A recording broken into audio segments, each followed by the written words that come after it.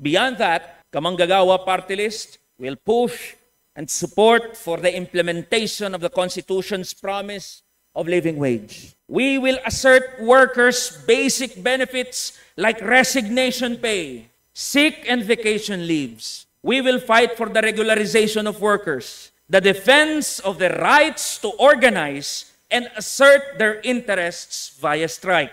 To paraphrase Albert Camus, in this world of conflict, we should always be on the side of the victims, not the executioners. Mr. Speaker, distinguished colleagues, we also have no illusions that this will be an easy task.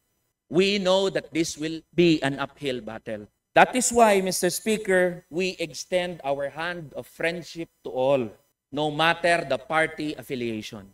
After all, what we need are legislators who not just lend their ears to listen, but truly work towards advocating for workers and ordinary people's interests. Alam at batid po namin na magkakaroon tayo ng mga debate at maaaring umabot po sa mga punto ng hindi pagkakaintindihan. But we are prepared to defend our proposals here in Congress with facts and arguments. Pero nais ko pong ilinaw at bigyang diin, lalong-lalo na po sa mga kasama ko sa bulwagang ito, sa usapin ng ikabubuti ng kalagayan ng mga manggagawa, kaibigan at kasama po ninyo ang buong kamanggagawa.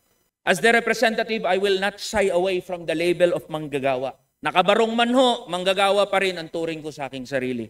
I believe that the prestige of this office only extends as far as the work we do for the Filipino people. And in firm solidarity with workers and the Filipino people, this is our campaign promise, and I have committed to take only a minimum wage from my congressional salary, with the remainder going to the trade unions and federations who advance workers' welfare. This is my commitment to understanding the true situation of the Filipino worker.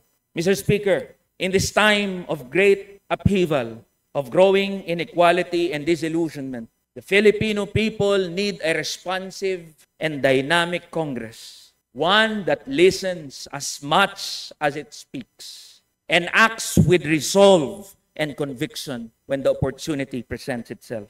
Kailangan ng mga ordinaryong Pilipino ng Kongresong matapang at marunong mangarap. Mr. Speaker, distinguished colleagues, let us be the Congress which rises to this great task. Let us be the Congress which helps save our failing democracy. Maraming salamat po, Mr. Speaker, at sa aking mga kasama dito sa bulwagan ito. Magandang gabi po. Tara na, kamanggagawa.